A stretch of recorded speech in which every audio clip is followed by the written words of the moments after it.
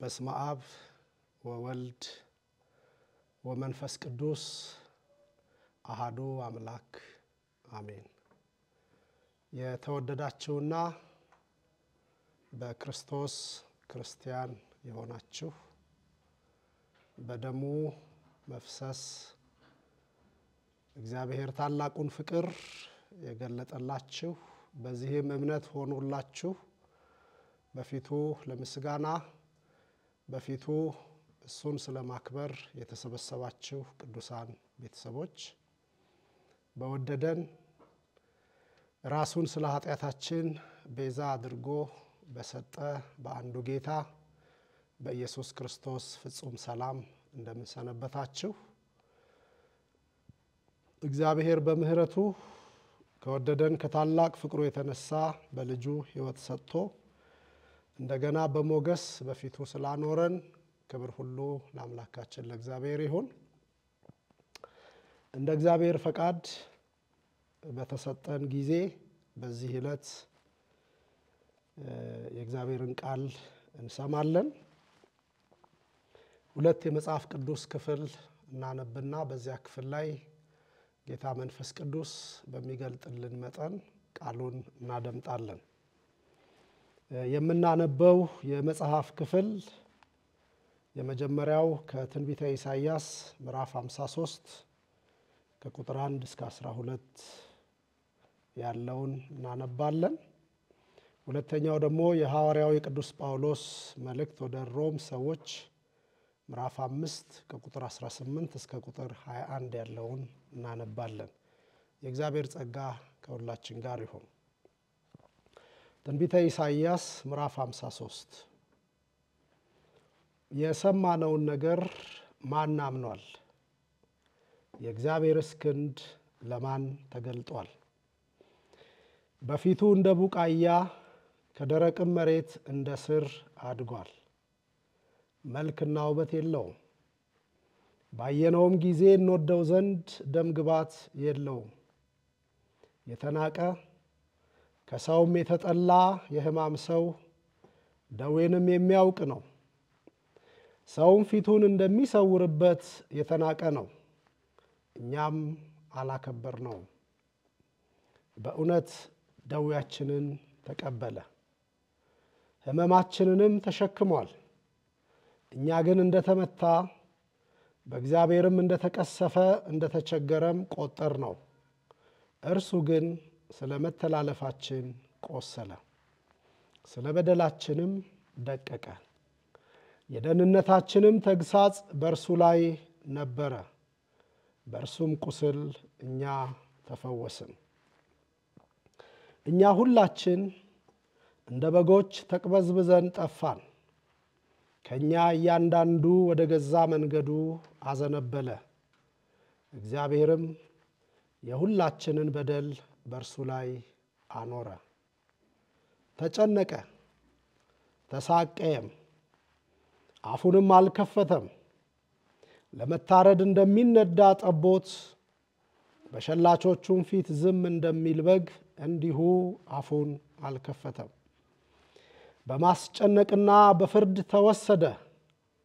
ስለ ሕዝቤ ኃጢአት ተመትቶ ከሕያዋን ምድር እንደተወገደ ከትውልዱ ማን አስተዋለ? ከክፎችም ጋር መቃብሩን አደረጉ፣ ከባለጠጎችም ጋር በሞቱ። ሆኖም ግፍን አላደረገም ነበር፣ በአፉም ተንኮል አልተገኘበትም ነበር። እግዚአብሔርም በደዌ ያደቀው ዘንድ ፈቀደ። ነፍሱን ስለ ኃጢአት መሥዋዕት ካደረገ በኋላ ዘሩን ያያል፣ ዕድሜውም ይረዝማል። የእግዚአብሔርም ፈቃድ በእጁ ይከናወናል። ከነፍሱ ድካም ብርሃን ያያል፣ ደስም ይለዋል። ጻድቅ ባሪያዬም በእውቀቱ ብዙ ሰዎችን ያጸድቃል፣ ኃጢአታቸውንም ይሸከማል። ስለዚህም እርሱ ብዙዎችን ይወርሳል፣ ከኃያላንም ጋር ምርኮን ይከፋፈላል። ነፍሱን ለሞት አሳልፎ ሰጥቷልና ከአመፀኞችም ጋር ተቆጥሯልና። እርሱ ግን የብዙ ሰዎችን ኃጢአት ተሸከመ፣ ስለ አመፀኞችም ማለደ። ክብር ለእግዚአብሔር ይሁን።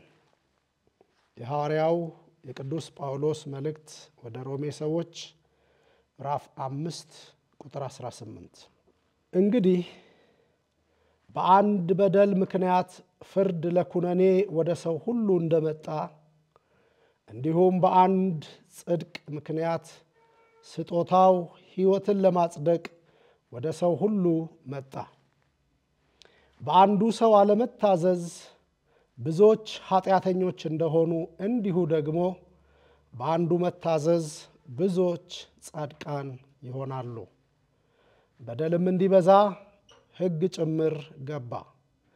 ዳሩ ግን ኃጢአት በበዛበት ኃጢአት በሞት እንደነገሰ እንዲሁ ደግሞ ጸጋ ከጌታችን ከኢየሱስ ክርስቶስ የተነሳ በጽድቅ ምክንያት ለዘላለም ሕይወት ይነግስ ዘንድ ጸጋ ከመጠን ይልቅ በለጠ።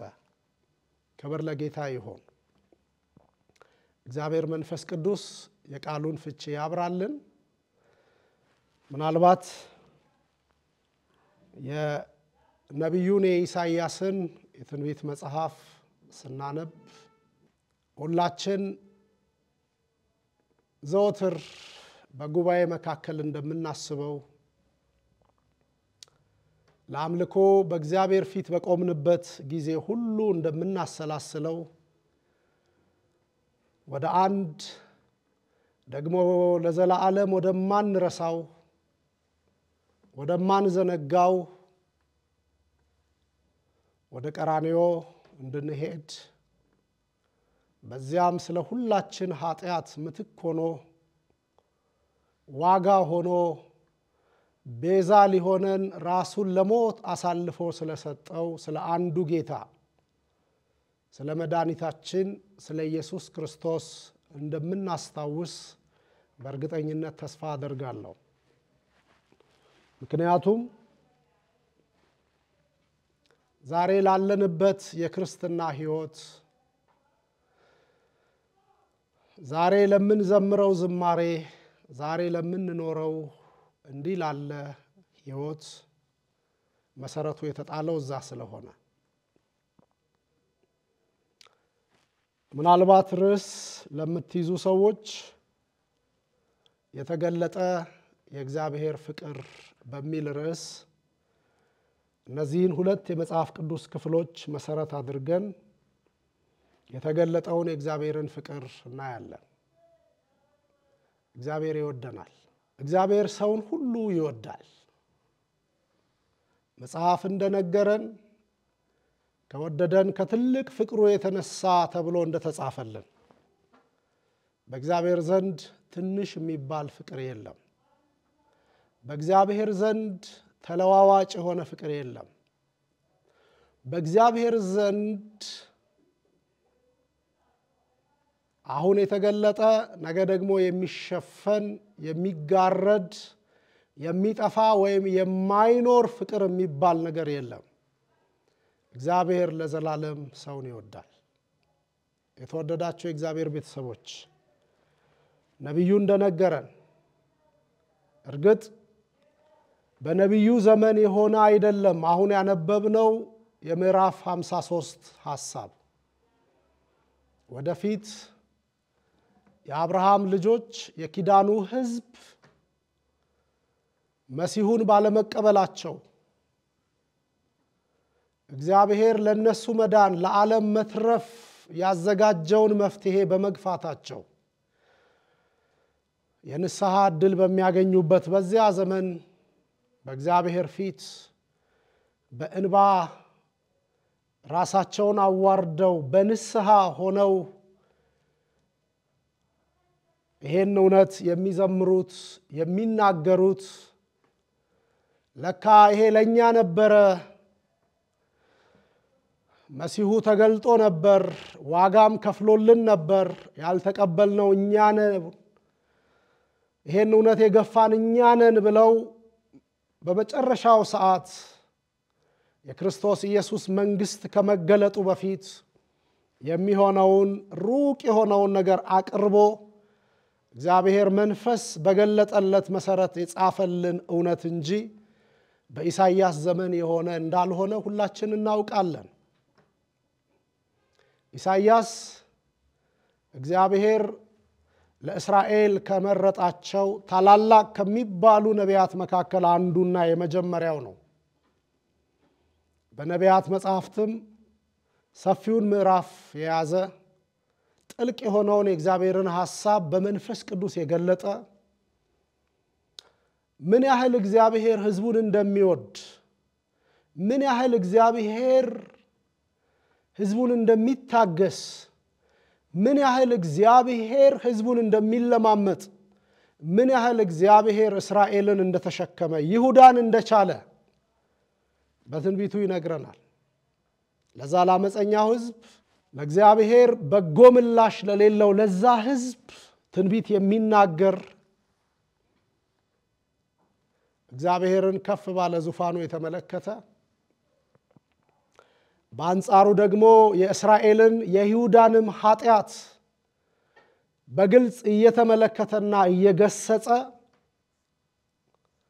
ስደት ከመሆኑ በፊት መከራ ከመምጣቱ በፊት ወደማታውቁት ሕዝብና ሀገር ከመበተናችሁ በፊት የእግዚአብሔር ፍርድ በእናንተ ላይ ከማረፉ በፊት ወደ እግዚአብሔር ተመለሱ እያለ የሚጮህ ጩኸታሙ ነቢይ ተብሎ የሚታወቅ የእግዚአብሔር ሰው ነው ኢሳይያስ። ምዕራፍ 53 ላይ ሲደርስ ግን የእግዚአብሔር የሆነውን መሲህ እግዚአብሔር ለዓለም ሁሉ መፍትሄ አድርጎ ያዘጋጀውን መሲህ ለወደቀው የሰው ልጅ መነሳት ለጠፋው የሰው ልጅ መገኘት ክብሩን ላጣ ለሰው ልጅ ክብር መመለስ ምክንያት የሚሆነውን መሲህ ኢየሱስን እየተመለከተ በምዕራፍ 7 ላይ ሕፃን ተወልዶልናል ያለ ምዕራፍ 9 ላይ እንደዚሁ ድንግል ትጸንሳለች ምዕራፍ 7 ምዕራፍ 9 ላይ ደግሞ ሕፃን ተወልዶልናል አለቅነትም በጫንቃው ላይ ይሆናል ስሙም ድንቅ መካር ኃያል አምላክ ያለውን እሱን መሲሁን እግዚአብሔር ያዘጋጀውን የመዳን መፍትሄ እግዚአብሔር የሰጠንን የመዳኛ መንገድ እንዴት አድርጎ የመከራ ሰው እንደሆነ የስቃይ ሰው እንደሆነ የእግዚአብሔር ፍርድ እንዴት እንዳረፈበት የእግዚአብሔር ፍርድ እንዴት በሱ ላይ እንደወደቀ ያለ ኃጢያቱ ለኃጢያተኞች ያለ በደሉ ለበደለኞች ምትክ ሆኖ የቀረበ የእግዚአብሔር መሲህ ኢየሱስ አልደረሰበትም ግን እንደደረሰበት ሰው ሆኖ አላየውም ግን እንደተመለከተው ሰው ሆኖ ጌታ ኢየሱስ ክርስቶስ በኢሳይያስ 53 ላይ የተገለጠበት ነገር ሁሉ የተነገረበት ነገር ሁሉ ሲሆንበት አጠገቡ እንዳለ ሆኖ የጻፈው ይሄ መልእክት በኋለኛው ዘመን ለአብርሃም ሕዝቦች የንስሐ ዕድል ወደ ጌታ የመመለሻ የመቅረቢያ መንገድ ክርስቶስ መሆኑን የሚያረጋግጥልን ክፍል ነው። ኢሳይያስ በትንቢቱ መሲሁ ወይም መከረኛው መሲህ የሚሰቃየው መሲህ የሚገረፈው ለሞት ለመከራ ለስቃይ ተላልፎ የሚሰጠው የእግዚአብሔር መሲህ በእርሱ ላይ የሚሆንበትን የተናገረውን የኢሳይያስን ክፍል ባነበብነው በሮሜ መልእክት ምዕራፍ 5 ቁጥር 18 ላይ ሐዋርያው ቅዱስ ጳውሎስ ለሰው ልጅ ምትክ መሆኑን ደግሞ ይነግረናል። ለሰው ልጅ ምትክ ሰው ሁሉ ዓለሙ ሁሉ በአንዱ በአዳም ምክንያት የወደቀ ስለሆነ በአንዱ በአዳም ምክንያት ኃጢያተኛ ስለነበረ በሁለተኛው አዳም በኢየሱስ ደግሞ ለጽድቅ ለዘላለም ሕይወት እግዚአብሔር ዋጋ እንደከፈለለት ሐዋርያው ቅዱስ ጳውሎስ ይነግረናል። የተወደዳችሁ የእግዚአብሔር ቤተሰቦች በዚህ ሐሳብ ውስጥ ሆነን በዚህ የእግዚአብሔር ዘላለማዊ ዕቅድ ውስጥ ሆነን አንድ ነገር እንድናስብ በእግዚአብሔር ፍቅር ጠይቃችኋለሁ። ይሄ ሁሉ በክርስቶስ የሆነበት ይሄ ሁሉ በጌታችን የደረሰበት ኃጢአተኛውን ዓለም ስለማጽደቅ እንደሆነ እንድታስቡ በፍቅር ጠይቃችኋለሁ። ኃጢአተኛውን ዓለም ለሞት ለኃጢአት ፍርድ ተላልፎ የተሰጠውን ዓለም በራሱ ጽድቅ ሰው መልሶ የእግዚአብሔር መሆን ስለማይችል እግዚአብሔር ያዘጋጀው የጽድቅ ጎዳና መሆኑን እንድታስቡ እግዚአብሔር ያግዛችሁ። ሰው በራሱ መጽደቅ አይችልም። ሰው ተመልሶ በራሱ ማንነት የእግዚአብሔር መሆን አይችልም ያለ ክርስቶስ። የወደቀው የሰው ልጅ አታድርግ የተባለውን አድርጎ ለመከራ ለፍርድ ተላልፎ የተሰጠ አዳምና የአዳም ዘር ሁሉ ያለ ክርስቶስ መፍትሄ የላቸውም። እግዚአብሔር ደግሞ በክርስቶስ ሰውን እንደገና የራሱ ለማድረግ ወይም በኦሪት ዘፍጥረት መጽሐፍ ውስጥ እግዚአብሔር ለሰው ባለው ዓላማ ሰውን ወደ ክብሩ ለመመለስ ሰውን ወደ ገዢነቱ ለማምጣት ሊያደርግ የሚችለው ብቸኛው ነገር አንድ ያለውን አሳልፎ መስጠት ስለሆነ ልጁን ለሞት ያውም ለመስቀል ሞት አሳልፎ መስጠት ስለሆነ እግዚአብሔር ጨክኖ ይሄን አድርጎታል። ክብር ለሱ ይሁን። ፍቅር በቃል ሊገለጽ ይችላል። ፍቅር ቁሳቁስ በመስጠት ሊገለጥ ይችል ይሆናል። ራስን በመስጠት ግን የሚገለጥ ፍቅር የምናውቅ ከሆነ እግዚአብሔር ብቻ ነው ልጁን አሳልፎ በመስጠት ፍቅሩን የገለጠልን። እግዚአብሔር ብቻ። በፍጥረት ታሪክ ውስጥ ማንም ስለመሞቱ የምናውቀው ነገር የለም። የተጻፈልን የተዘገበልን የሰማነው እከሌ ስለከሌ ሞተ የሚል አልሰማንም አላነበብንም። ግን አንድ አለ። ስለ ሁሉ ራሱን ለሞት አሳልፎ የሰጠ የእግዚአብሔር ልጅ ኢየሱስ ስለ ሁሉ ኃጢአተኛውን ዓለም ስለማጽደቅ ከእግዚአብሔር ጋር ጸበኛ የነበረውን የሰው ልጅ ስለማስታረቅ በሰውና በእግዚአብሔር መካከል የነበረውን የጠብ ግድግዳ ስለማፍረስ ዋጋ የከፈለ አንድ እናውቃለን። እሱም ኢየሱስ ይባላል። ኢየሱስ የእግዚአብሔር ልጅ ስለ ዓለም ሁሉ ራሱን ቤዛ አድርጎ የሰጠ አንድ ቤዛ ሌላ የለም ቤዛ እሱ ብቻ ይችላል። እግዚአብሔር ሰውን ከወደቀበት ማንሳት እግዚአብሔር ኃይለኛ ነው፣ እግዚአብሔር ጉልበታም ነው፣ እግዚአብሔር ብርቱ ነው ልንል እንችል ይሆናል። ግን እንደዛ አይደለም። እግዚአብሔር ደግሞ ጻድቅ ነው። እግዚአብሔር ጻድቅ ነው። ኃጢአትን መቅጣት ስላለበት እግዚአብሔር በሰው በኩል ወደ ሰው ሕይወት የገባውን ኃጢአት ለመቅጣት እግዚአብሔር አንድ ልጁን ሰው እንዲሆን አደረገ። ስለዚህ ኢሳይያስ የነገረን የሮሜ መልእክት ጸሐፊ የሚያረጋግጠልን ሰው የሆነው ኢየሱስ ስለ ኃጢአታችን ተቀጥቷል።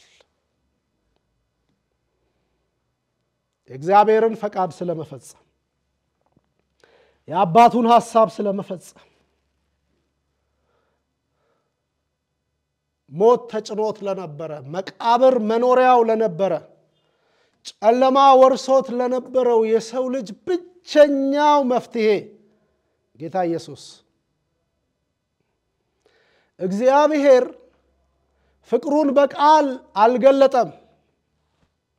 እርግጥ ነው የብሉይ ኪዳን መጽሐፍትንም ስናነብ እግዚአብሔር እስራኤልን እወድሻለሁ ሲላት እንሰማዋለን። ሕዝቡንም እወዳችኋለሁ ሲል እግዚአብሔርን እንሰማዋለን። እወዳችኋለሁ የሚለው ቃል ፍጻሜው የሆነው ግን ቀራንዮ ነው፣ መስቀል ነው። አንድ ልጁን ለሞት አሳልፎ እስከ መስጠት በሚደርስ ውሳኔ የተገለጠ እውነት ነው። እግዚአብሔር ዓለምን ሁሉ ይወዳል። ጌታ ኢየሱስ ክርስቶስም እንደነገረን ዓለሙ ሁሉ እንዲጠፋ የማይወድ እግዚአብሔር በዲያብሎስ ክፉ ምክር በአመፀኛው ተንኮል የወደቀውን የሰው ዘር ለማዳን ለማትረፍ አንድ ልጁን እስኪሰጥ ድረስ ዓለሙን እንዲሁ ወዷል ነው የሚለው። የእግዚአብሔር ፍቅር በክርስቶስ ተገልጧል። ክብር ለእግዚአብሔር ይሁን። ክብር ለእግዚአብሔር ይሁን። እግዚአብሔር እወዳችኋለሁ ብሎ ብቻ አልቆመም ወገኖቼ። ወደ መንደራችን መጣ፣ ወደ ሰፈራችን ገባ፣ ወደ ውርደታችን ዓለም ተቀላቀለ። በአንድ ልጁ በኩል እንኳን ለእግዚአብሔር ለኛ እንኳን ወደ ማይመጥነን መንደር መጣ። እግዚአብሔር በልጁ ቤተልሔም ለክርስቶስ የሚመጥን ስፍራ አልነበረም። ሰው ለሆነው ለእግዚአብሔር ልጅ የሚመጥን ስፍራ አልነበረም። ግን የተዋረደውን ሊያከብር እሱ ተዋረደ። የወደቀውን ሊያነሳ እሱ ዝቅ አለ። ኢየሱስ አገልግሎት ከጀመረበት የመጀመሪያዋ ቀን አንስቶ እስከ መስቀል ድረስ በውርደት በሰው ልጆች መካከል ተመላለሰ። ወገኖቼ እግዚአብሔርን የሚመጥን ነገር እኛ የለንም። ከእሱ ጋር ስለሆንን ክብር አለን እንል ይሆናል እንጂ እኛ በእግዚአብሔር ፊት ለእግዚአብሔር ክብር የሚመጥን አንዳች ነገር የለንም። ግን አከበረን እግዚአብሔር አንድ ልጁን አዋርዶ በአንድ ልጁ ላይ ለመስቀል ሞት ፈርዶ እግዚአብሔር እኛን አከበረን፣ አዳነን፣ በቅዱስ አጠራሩ ጠራን፣ መረጠን። እግዚአብሔር ዋጀን፣ ያውም ከሞት። እግዚአብሔር ፍቅሩን በተግባር ገለጠልን። ስለዚህ የክርስቶስ ኢየሱስ ሞት ኃጢአተኛውን ዓለም ስለማጽደቅ በውድቀት ምክንያት አጥቶ የነበረውን ስፍራ አይደለም፣ ራሱ እግዚአብሔርን ስለማግኘት በውድቀት ምክንያት ተራቅቶ የነበረውን የሰው ልጅ ስለማልበስ በውድቀት ምክንያት ርቆ የነበረውን የሰው ልጅ ወደ እግዚአብሔር ስለማቅረብ የተከፈለ ውድ ዋጋ። ይሄን ማሰብ ነው በእውነት ታላቅ ሐሳብ። ይሄን ሁሉ ጊዜ ማሰላሰል ነው በእግዚአብሔር ፊት የተወደደና መልካም የሆነ ተግባር። እግዚአብሔር ለሰው መዳን የሰጠው ብቸኛው መፍትሄ ይሄ ነው። በሮሜ መልእክት መጽሐፍ ውስጥ ሐዋርያው ሁለት ሰዎችን ያነጻጽርልናል። አንደኛው ሰው የመጀመሪያው አዳም ነው። ባለመታዘዝ ምክንያት ለውድቀት በር የከፈተ። ብዙ ሰዎች በአዳም ምክንያት ኃጢአተኞች ነን የሚለውን ነገር አምኖ ለመቀበል አይከብዳቸውም።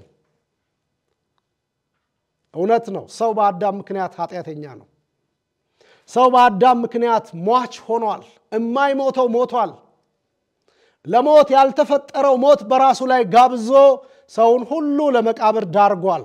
አዳም በአንዱ አዳም ኃጢአት ምክንያት በአንዱ አዳም በደልና መተላለፍ ምክንያት አመፃና አለመታዘዝ ምክንያት ሰው ሁሉ ሟች ሆኗል። የሮሜ መልእክት የሚያረጋግጥልን እውነት ይሄንን ኃጢአተኛና ሟች። ምክንያቱም ምኞት ትጸንሳለች፣ ኃጢአትን ትወልዳለች፣ ኃጢአት ደግሞ ውጤቷ ሞት ነው ብሎናል ያዕቆብ። አዳምና ሔዋን ተመኙ። እባቡ እግዚአብሔር የከለከላቸውን ነገር ለጥበብ የሚመች ለመብላት የሚያምር እንደሆነ አድርጎ እንዲያዩት ካደረገ በኋላ የተመኙትን ቆርጠው በሉ፣ በራሳቸው ላይ ሞት ጋበዙ። ስለዚህ ሰው ሁሉ መጽሐፍ ቅዱስ እንደነገረን በአንዱ አዳም ምክንያት ሟች ነው። ይሄን ሁሉም ሰው ይስማማል። ነገር ግን በሁለተኛው አዳም ምክንያት በአንደኛው አዳም ምክንያት የሆነብንን ከተቀበልን በዚህ እውነት ነው ብለን ከተስማማን መጽሐፍ ቅዱስ ደግሞ ሌላውን አዳም ያሳየናል። ከዚህ የምንወጣበትን ከዚህ የምናመልጥበትን ከመጀመሪያው አዳማዊ ማንነት ከውርሱ ነፃ ልንወጣ የምንችልበትን ሁለተኛውን ትልቁን አዳም ደግሞ ያሳየናል። ሕይወታችንን የለወጠ ታሪካችንን የቀየረ ከእግዚአብሔር ጋር ያለንን ግንኙነት ሰላማዊ ያደረገውን ሁለተኛውን አዳም ያሳየናል። ይሄው የሮሜ መልእክት ምዕራፍ 5 ቁጥር 18 እስከ 21። በሁለተኛው አዳም ደግሞ በመጀመሪያው አዳም ኃጢአተኛ የነበረው ሰው በሁለተኛው አዳም ጻድቅ ነው ይለናል። በመጀመሪያው አዳም በኃጢአቱ ምክንያት ሞት የተፈረደበት ሰው በሁለተኛው አዳም በኢየሱስ ሕያው ነው፣ የዘላለም ሕይወት አለው ይለናል። ይሄን ማመን ይሁንልን በኢየሱስ ስም። በእውነት ብዙ ሰዎች ይሄን አምኖ ለመቀበል ይከብዳቸዋል። በክርስቶስ ጸድቀናል፣ በክርስቶስ ሕያዋን ሆነናል፣ በክርስቶስ የዘላለም ሕይወት አግኝተናል ለሚለው ነገር አሜን ማለት ይከብዳቸዋል ብዙ ሰዎች። ልንገራችሁ፣ ይሄ የሚከብደው ሰው ይሄን ለመቀበል አሜን ማለት የሚያቅተው ሰው የግሉን ጽድቅ ለማቆም የሚሞክር ሰው ነው። የግሉን ጽድቅ ደግሞ የሚያቆም ይሄን ለማድረግ የሚሞክር ሰው በእግዚአብሔር ፊት በኢሳይያስ 53 እና በሮሜ 5 ላይ ያነበብነውን ቃል ላለመቀበል ልቡን የዘጋ ሰው ነው ማለት ነው። እግዚአብሔር ፍቅሩን ገልጧል። በማ በልጁ ምን አድርጎ? ኢሳይያስ 53 ነግሮናል። መከረኛውን ልጁን፣ ለስቃይ ተላልፎ የተሰጠ ልጁን፣ ስለ ኃጢአታችን ዋጋ የከፈለውን ልጁን፣ ስለ በደላችን የተገረፈውን የተሰቃየውን፣ በእርሱ ቁስል እንፈወስ ዘንድ የቆሰለውን አሳይቶናል ኢሳይያስ። ስለዚህ በሁለተኛው አዳም በኢየሱስ አልጸደቅኩም፣ የዘላለም ሕይወት አላገኘሁም፣ የምጸድቀው የዘላለም ሕይወት የማገኘው በግል ጥረቴና በጽድቅ ስራዬ ነው ብሎ የሚያስብ ሰው ኢየሱስ በመስቀል ላይ የከፈለለትን ዋጋ ቸል የሚል ሰው ነው። እግዚአብሔር ከዚህ ይጠብቀን ወገኖቼ። እግዚአብሔር ፍቅሩን ገልጦልናል። እግዚአብሔር እኛን መውደዱን በተግባር አሳይቶናል። እግዚአብሔር ከዘላለም ዘመናት በፊት የልቡ ሐሳብ የሆነውን ደግሞ በአዳም መውደቅ ምክንያት የገባውን ኪዳን ፈጽሞልናል። ጌታ ኢየሱስ በቀራንዮ ስለ ሁላችን ኃጢአት ሆኖ ራሱን አሳልፎ ሰጥቷል። በእርሱ የእግዚአብሔር ጽድቅ ሆነናል። በእርሱ በእግዚአብሔር ፊት በቅድስና የመኖር ዕድል ፈንታ ተሰጥቶናል። በእርሱ ጥበብ፣ በእርሱ ቤዛነት እኛ በክርስቶስ የእግዚአብሔር ተደርገናል። ለዚህ ነው ሐዋርያው ቅዱስ ጳውሎስ በአንደኛ ቆሮንቶስ መልእክቱ ምዕራፍ 1 ቁጥር 30 ላይ የሚመካ ቢኖር ይላል። ክርስቲያን በራሱም ደግሞ በሰራውም አይመካም። የሚመካ ቢኖር በእግዚአብሔር ይመካ ተብሎ እንደተጻፈ ይልና ጽድቅና ቅድስና ቤዛነትም ጥበብም በተደረገልን በክርስቶስ ኢየሱስ የሆናችሁት ከርሱ ነው ይላል። ክርስቶስ ጽድቃችን ነው። ክርስቶስ የቅድስናችን መሰረት ነው። ክርስቶስ አጽድቆናል። ክርስቶስ ከእግዚአብሔር ጋር አስማምቶናል። በዚህ ነው የምንመካው። በራሳችን በሆነ ነገር ዛሬም የእግዚአብሔር ለመሆን አንጥርም፣ አንሞክርም። መከራው እኛን ወልዶናል። ስቃዩ እኛን የእግዚአብሔር አድርጎናል። ሞቱ እኛን ሞታችንን ገሎልናል። ትንሣኤው በእግዚአብሔር ፊት በክብር እንድንገለጥ አግዞናል። እሱ ነው ጽድቃችን። የኤፌሶን መልእክት ጸሐፊም እንደነገረን በእርሱ ሥራ ሁላችን በአብ ዘንድ ወደ አብ እንገባ ዘንድ ድፍረት አለን እንዳለ ወገኖቼ ክርስቶስ ስለ ሁላችን ሁሉን ሆኗል። ክርስቶስ ስለ ኃጢአታችን ተላልፎ ተሰጥቷል። ክርስቶስ ስለ በደላችን ተላልፎ ተሰጥቷል። ክርስቶስ እኛ ላይ ሊሆን የሚገባውን ሁሉ ለራሱ ወስዶልናል። ሁለት ነገር ላሳያችሁ ከእግዚአብሔር ቃል አንፃር። የመጀመሪያው ክርስቶስ ስለኛ ኃጢአት ሆኗል። በነገራችን ላይ የተወደዳችሁ የእግዚአብሔር ቤተሰቦች ክርስቶስ ኃጢአተኛ ስለሆነ አይደለም መስቀል ላይ የተቀጣው። ኃጢአት ሆኖ ነው በመስቀላችን ላይ የወጣው። ኃጢአት የለበትም። እሱ ንጹህ ነው። እሱ ቅዱስ ነው። ፈራጁም ነግሮታል። ከሳሾቹም ነግረውታል። ስለየቱ ኃጢአት ነው የምትከሱኝ ሲላቸው ስለ የትኛውም ኃጢአትህ አንከስህም፣ ነገር ግን ራስህን የእግዚአብሔር ልጅ ስለማድረግህ ነው ብለው የመለሱለት።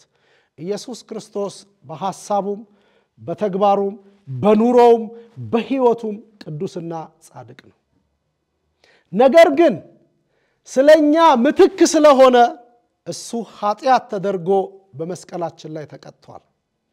ይሄንን ሐዋርያው ቅዱስ ጳውሎስ በአንደኛ ቆሮንቶስ መልእክት ምዕራፍ 5 ቁጥር 21 ላይ እንዲህ ይለናል። እኛ በእርሱ ሆነን በክርስቶስ ክርስቶስ እኛን ነው በራሱ ውስጥ አርጎ ስለኛ የተቀጣው። ምክንያቱም ኃጢአተኛ ስለ ኃጢአተኛ ቢቀጣ ትርጉም የለውም፣ ለውጥ አያመጣም። ስለ ኃጢአተኞች ሁሉ የሚቀጣ አንድ ቅዱስ አንድ ንጹህ የእግዚአብሔር በግ ዮሐንስ እንደመሰከረለት በዮሐንስ ወንጌል ምዕራፍ 1 የዓለምን ኃጢአት የሚያስወግድ የእግዚአብሔር ልጅ እንዳለ መከረኛው ኢየሱስ ሲሰቃይ ያሳየን ነብዩ ያ ጌታ ቅዱስ ነው፣ ንጹህ ነው። ስለተዳደፍ ነው፣ ስለወደቅ ነው፣ ስለረከስ ነው፣ ለጠላት ተላልፈን ስለተሰጠነው ስለኛ ኃጢአት ሆኖ ሊቀጣ መስቀል ላይ ወጣ እንጂ እሱ በማንነቱ ቅዱስ ነው። ስለዚህ እርሱ ወደ መስቀል ሲሄድ እኛንን በርሱ የሄድ ነው። እኛ በርሱ ውስጥ ሆነን ነው የሄድ ነው። እሱ የኛን ቦታ ነው የወሰደው። ዘመድ ስለሆነን የአብርሃምን ሥጋ ስለለበሰ ለኛ ምትክ ይሆን ዘንድ እግዚአብሔር ስለወሰነ ይሄ ነው በኢየሱስ ላይ የሆነው። ሐዋርያው እንዲህ ይላል፣ እኛ በርሱ ሆነን የእግዚአብሔር ጽድቅ እንሆን ዘንድ ኃጢአት ያላወቀውን እርሱን ስለኛ ኃጢአት አደረገው። ክብር ለእግዚአብሔር ይሁን። ቀራንዮ ላይ የምናየው ያ እሱ ንጹህ ነው። መስቀል ላይ የተንጠለጠለው እርሱ ቅዱስ ነው። በማንነቱ ነውር የማይገኝበት ግን ስለኛ ኃጢአት ሆኖ እግዚአብሔር ደግሞ ሐሳቡ ኃጢአተኛውን መቅጣት ሳይሆን ኃጢአትን መቅጣት ስለሆነ የዓለምን ኃጢአት ሁሉ በርሱ ላይ አኖረ። ኢሳይያስ እንደነገረን የሁላችንን በደል በርሱ ላይ አኖረ። እኛንን አሁን በርሱ ላይ የኛ ኃጢአት፣ የኛ በደል፣ የኛ እርግማን፣ የኛ ክፋት፣ የኛ አመፃ፣ የኛ አለመታዘዝ ነው መስቀል ላይ ባለው ላይ የሆነበት። እኛ በርሱ ሆነን የእግዚአብሔር ጽድቅ እንሆን ዘንድ ኃጢአት ያላወቀውን እርሱን ስለኛ ኃጢአት አደረገው። ስለዚህ ጌታ ኢየሱስ ኢሳይያስ በነገረን መንገድ የደረሰበት መከራ ሁሉ ስለ ኃጢአት የሆነ ነው ማለት ነው። እግዚአብሔር ደግሞ ኃጢአትን መቅጣት ስላለበት በአንድ ልጁ ይሄን ፈርዷል። ታስታውሳላችሁ ከመያዙ በፊት በሐሙስ ዕለት በምሽቱ አባቶ ቢቻል ይሄ ጽዋ ከኔ ይለፍ ብሎ ሲጸልይ ዝም ብሏል። ሰማይ መልስ አልሰጠም አብ። ምክንያቱም በዛ ቅጽበት የዓለም ሁሉ ኃጢአት በኢየሱስ ላይ የሆነ ስለነበር። ክብር ለእግዚአብሔር ይሁን። የጸደቅነው በዚህ መንገድ ነው። ተመልሰን ከእግዚአብሔር ጋር የታረቅነው በዚህ መንገድ ነው። እሱ ስለኛ ኃጢአት ሆነ። እሱ ስለኛ ኃጢአት ከሆነ ደግሞ መቀጣት አለበት። እርግማናችንን መውሰድ አለበት። ሁለተኛው ነገር ኃጢአት የሆነው ክርስቶስ ስለኛ ደግሞ እርግማን ሆኖ በመስቀል ላይ ሊቀጣ ቆመ። የገላትያ መጽሐፍ ጸሐፊ ሐዋርያው ቅዱስ ጳውሎስ በገላትያ መጽሐፉ ላይ እንዲህ ይለናል። በምዕራፍ 3 እንዲህ ብሎ ይጽፍልናል።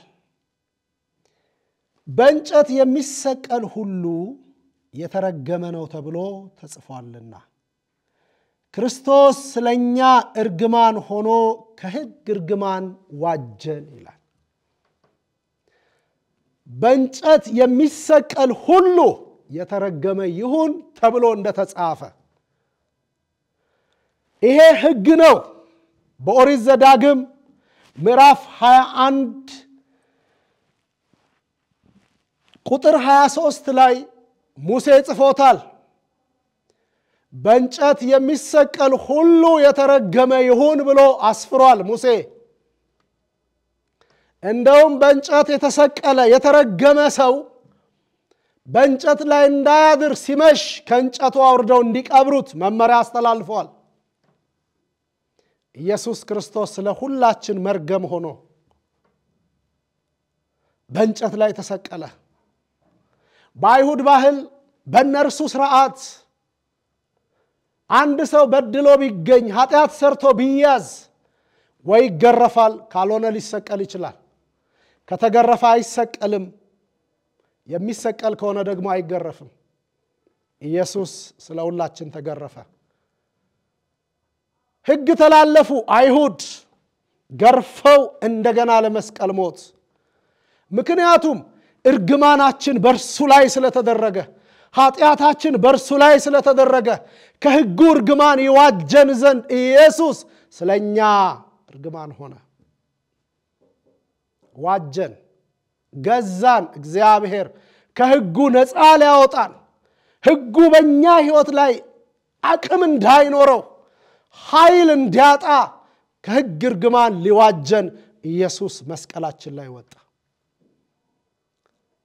እግዚአብሔር ፍቅሩን በዚህ መንገድ ገለጠ። የእግዚአብሔር ፍቅር በተግባር ታየ።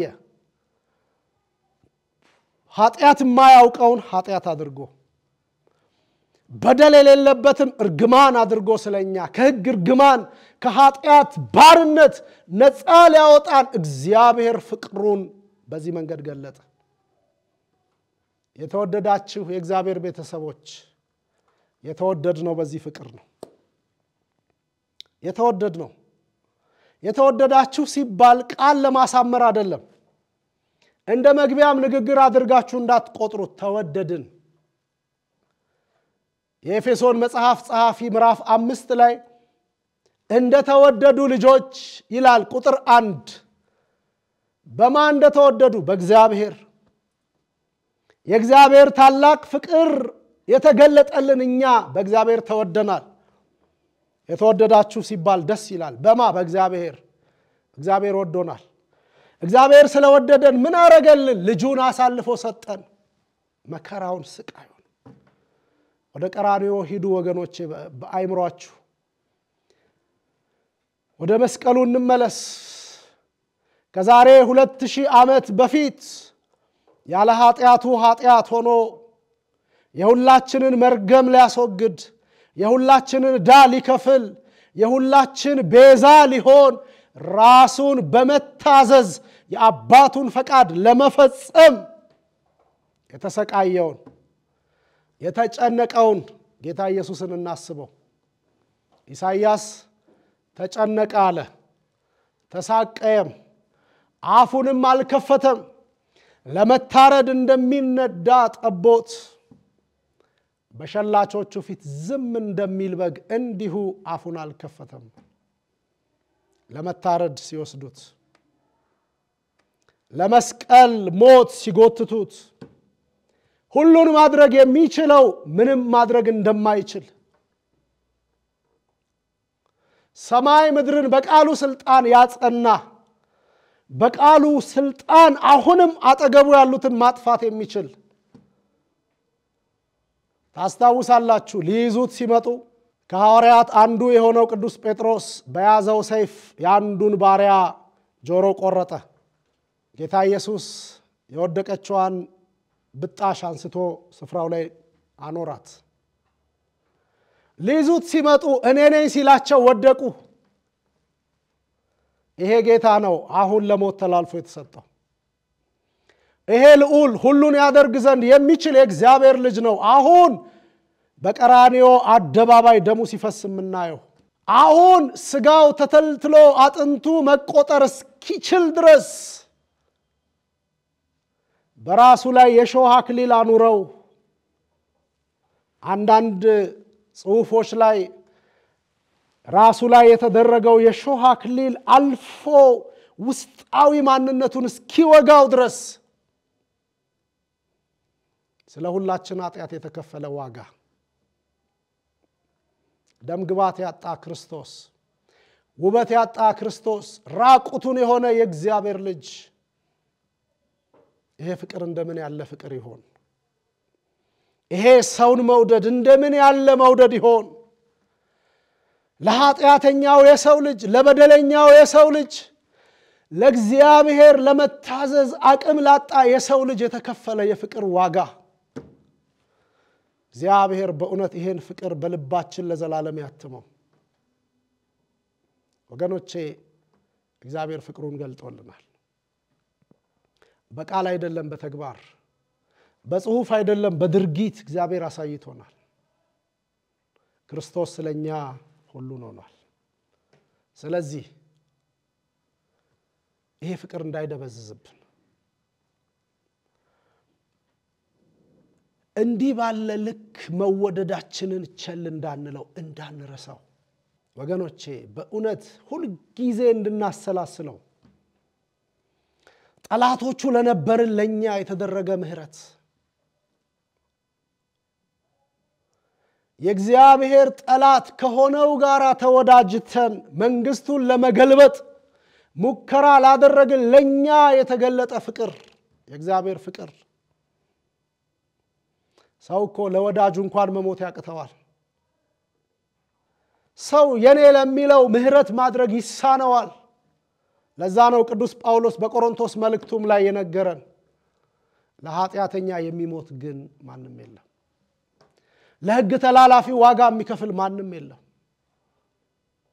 ለጠላቱ ዋጋ ሊከፍል የሚችል ከእግዚአብሔር ውጪ ማንም የለም እግዚአብሔር ግን ይሄን አደረገው ለጠላቶቹ ለኛ አንድ ልጁን በመስጠት ፍቅሩን ገለጠልን ይሄ ፍቅር ሁሉ ጊዜ በልባችን ያብራ ቤተሰቦች ሁሉ ጊዜ በውስጣችን ይቀጣጠል ይንደድ እግዚአብሔርን የምናመልክበት ኃይል ይሆንልናል ከእግዚአብሔር ጋራ ለሚኖረን ጤናማ ህብረትና ግንኙነት አቅም ይሆነናል ይሄ ትኩስ ፍቅር ነው ማይቀዘቅዝ ማይሸፈን ማይጠፋ ማይበርድ ትኩስ ፍቅር የእግዚአብሔር ፍቅር ሁሉ ጊዜ እየጋለ የሚሄድ ሁሉ ጊዜ እየነደደ የሚመጣ ሁሉ ጊዜ ውስጥን የሚያለመልም ሁሉ ጊዜ ኃጢአት እንኳን ልንሰራ ስናስብ በእውነት ሊታየ ልናስበው የሚገባ የተገለጠ የእግዚአብሔር ፍቅር ማን አለ እንደ እግዚአብሔር አንድ ያለውን ሰጥቶ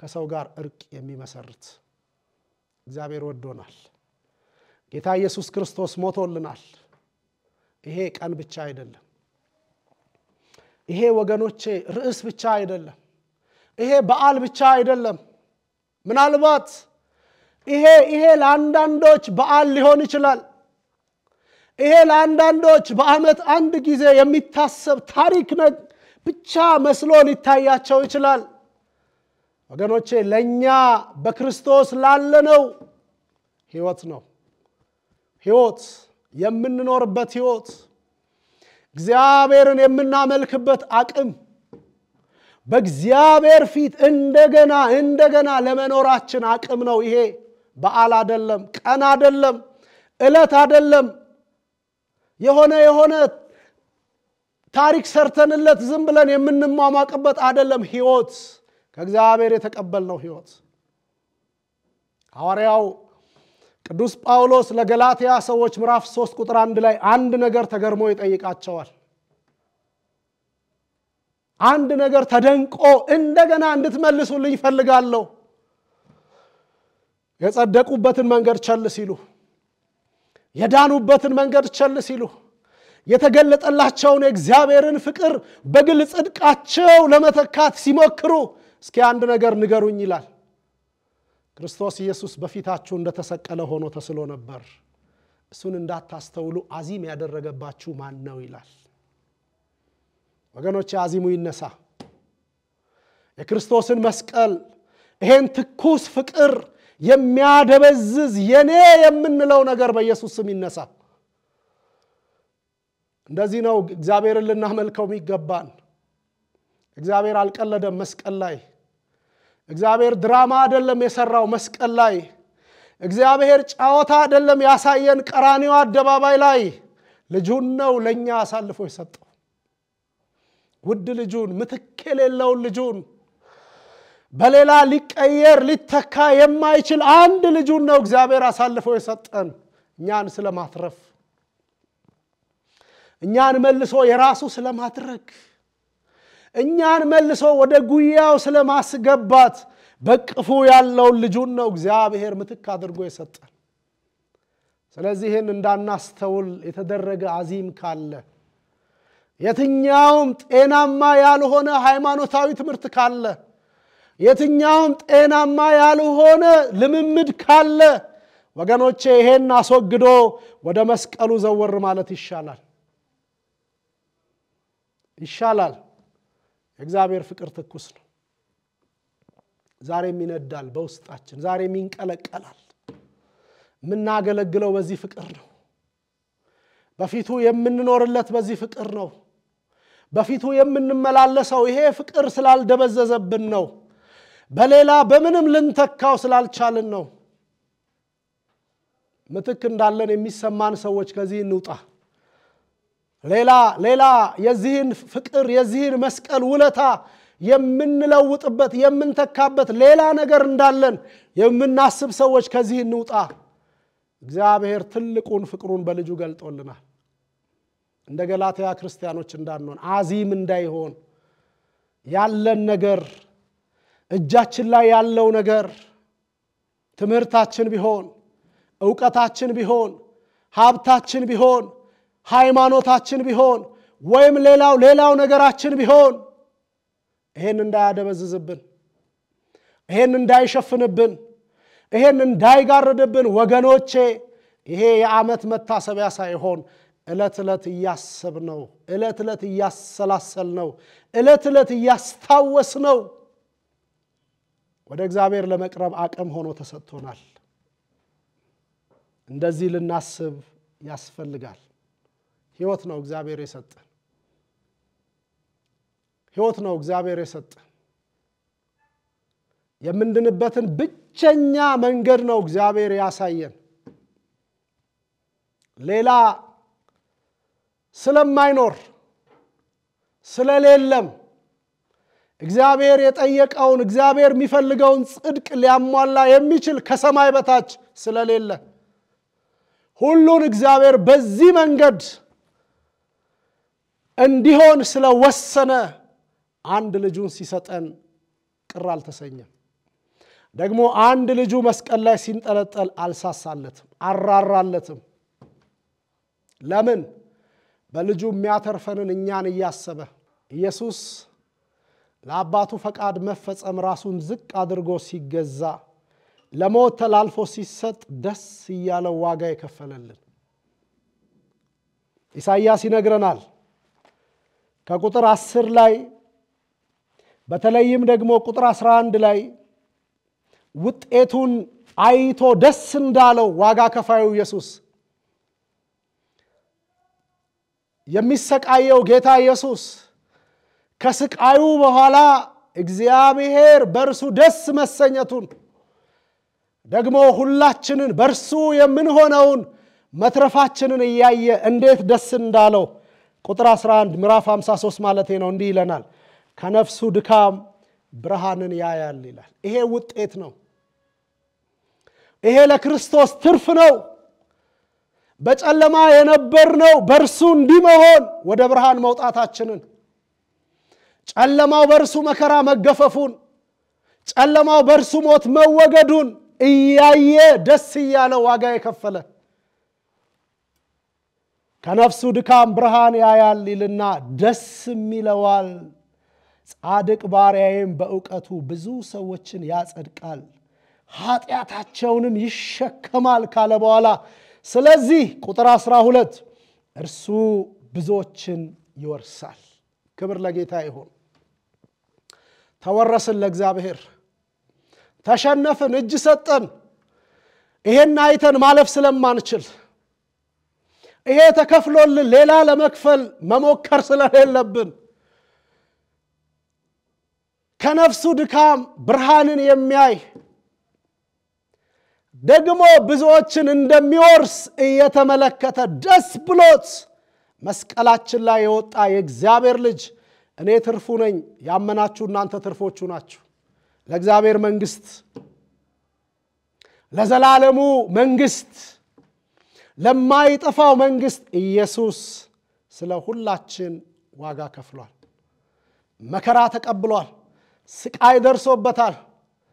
ራቁቱን መስቀል ላይ ተሰቅሏል። ወድቋል፣ ተነስቷል። ደሙ ምድር ላይ ተዘርቷል። በስቃይ በመከራ እኛን ለእግዚአብሔር ወልዶናል። ክብር ለጌታ ይሁን። ስለዚህ የተወደዳችሁ የእግዚአብሔር ቤተሰቦች ይሄ ፍቅር፣ ይሄ መውደድ፣ ይሄ ስቃይ፣ ይሄ መከራ፣ ይሄ በክርስቶስ የሆነበት ሁሉ አንዱ ስለ ሁሉ ሞተ እንዳለ ሐዋርያው ስለ ሁላችን ሞት የተጠጣ የሞት ጽዋ ነው። የሞት ጽዋ መከራው፣ ስቃዩ፣ እንግልቱ የደረሰበት ሁሉ እኛን ዛሬ በእግዚአብሔር ፊት በጽድቅ ስለማቆም፣ እኛን ዛሬ በእግዚአብሔር ፊት በቅድስና ስለማኖር፣ እኛን ዛሬ የእግዚአብሔር አድርጎ ስለማቆየት በፊቱ የተከፈለ ዋጋ ነው። የተወደዳችሁ የእግዚአብሔር ቤተሰቦች ይሄ በዓል አይደለም፣ ደግመዋለሁ። ይሄ መከራ፣ ይሄ ስቃይ የሁል ጊዜ ህይወታችን ጌታ ኢየሱስ በጸሎተ ሐሙስ የመጨረሻውን ራት ከደቀ መዛሙርቱ ጋር ሲያደርግ ይሄንን በበላችሁ ጊዜ ሁሉ ሞቴን ታስባላችኋል። የክርስቶስን ራት በተካፈልን ጊዜ ሁሉ በክርስቶስ ስም ሕያው እግዚአብሔርን ለማክበር በተሰበሰብንበት ስፍራ ሁሉ የምናስበው የጌታ መከራ፣ በዕለተ ዓርብ የተከፈለ ዋጋ፣ በዛ ቀን ለሰው ሁሉ ለዓለሙ ሁሉ መዳን ምክንያት ሆኖ በመስቀል ላይ የተንጠለጠለ የእግዚአብሔር ልጅ የናዝሬቱ ጌታ ኢየሱስ ዛሬም ይወደናል። ማጠቃለያ ይሄ ነው። ትላንት ወዶን ስለኛ ራሱን ለሞት አሳልፎ እንደሰጠ መልካም እረኛ እኔ ነኝ ያለ ጌታ ኢየሱስ፣ ምንደኛ ያልሆነ እረኛ፣ መልካም እረኛ ስለ በጎቹ ነፍሱን አሳልፎ ይሰጣል ያለ ጌታ ኢየሱስ እኛ በመንሰዋበት የተሰዋ፣ እኛ ልንከፍል የሚገባውን የከፈለ፣ በእኛ ላይ ሊሆን የሚገባውን ሁሉ ለራሱ አድርጎ የወሰደ ጌታ ኢየሱስ ዛሬም ይወደናል። ዛሬም ጥሪ ወደ እኔ ኑ ነው። እናንተ ደካሞች ሸክም የከበዳችሁ ወደ እኔ ኑ፣ የከፈልኩላችሁ ዋጋ ይበቃል፣ እኔ ስለ እናንተ የሆንኩትን አምናችሁ ወደ እኔ ኑ። ጥሪው ይሄ ነው። የፍቅር ነው፣ የመውደድ ነው። እግዚአብሔር ዛሬም በክርስቶስ ዓለሙን ይጠራል። እግዚአብሔር ዛሬም በክርስቶስ ከዓለሙ ጋር ለመታረቅ ይወዳል። ሌላ መታረቂያ የለም፣ ሌላ መቅረቢያ የለም፣ ሌላ መንገድ የለም፣ ሌላ መዳኛ የለም። አንድ መቅረቢያ፣ አንድ መንገድ፣ አንድ መዳኛ፣ ኢየሱስ የእግዚአብሔር ልጅ። በእርሱ ወደ እግዚአብሔር እንቅረብ። በእርሱ በኩል ጥበብ፣ በእርሱ በኩል ጽድቅ፣ በእርሱ በኩል ቅድስና፣ በእርሱ በኩል ቤዛነት ተደርጎልናል በክርስቶስ። ስለዚህ ይሄ የፍቅር ድምጽ ደጃችንን ያንኳኳ። ይሄ የፍቅር ጥሪ ዘልቆ ይግባ የልባችንን በር። ያን ጊዜ ረፍት፣ ያን ጊዜ ሰላም፣ ያን ጊዜ ደህንነት፣ ያን ጊዜ የክብር ሕይወት ይሆንልናል። ይሄ ይብዛልን ቤተሰቦች። ወደ እግዚአብሔር እንመለስ። ጌታ ኢየሱስ ስለ ሁላችን መከራ ተቀብሎ ዋጋችንን ከፍሎልናል። እግዚአብሔርም ከማንም በየትኛውም ዘመን በየትኛውም ሁኔታ ልናየው የማንችለውን ታላቁን ፍቅሩን ገልጦልናል። እግዚአብሔር ይወደናል። ጌታ ኢየሱስ ይወደናል። መንፈስ ቅዱስ ይወደናል። ሰማይ ይወደናል። ሰማይ ክፍት ነው በክርስቶስ ለሚመጡት። ይሄ መከራ ለኔ ነው ብለው ለሚያምኑት፣ በራሳቸው ዱብ ዱብ ብለው በሚያመጡት ጽድቅ ሳይሆን የእግዚአብሔር ጽድቅ በሆነው በክርስቶስ በኩል ለሚቀርቡ ሰማይ ክፍት ነው። እግዚአብሔር ይሄን ማስተዋል ያብዛልን። ያስተማረን እግዚአብሔር፣ የመከረን እግዚአብሔር ደግሞ ይሄን ታላቅ ፍቅር ይሄን ታላቅ መውደድ የገለጠልን እግዚአብሔር በዚህ እንድንኖር ጸጋውን ያብዛልን። በጌታ በኢየሱስ ክርስቶስ ስም አሜን።